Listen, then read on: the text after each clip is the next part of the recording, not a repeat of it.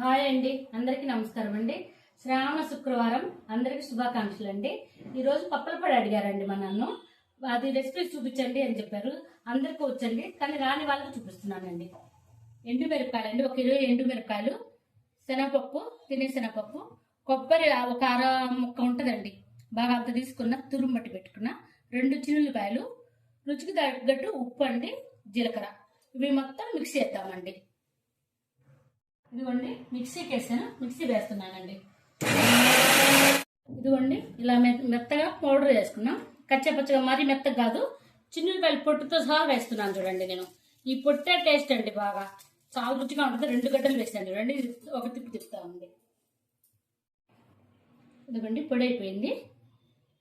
ఇది అన్నంలోకి కానీ చపాతీలలోకి కానీ చాలా, మా ఇంట్లో పిల్లలండి దోశలలోకి కూడా ఇదే వేసుకుని తింటారండి. చూడండి 2 గడ్డలు వేసాను, తొక్కుతో సహా వేసానండి.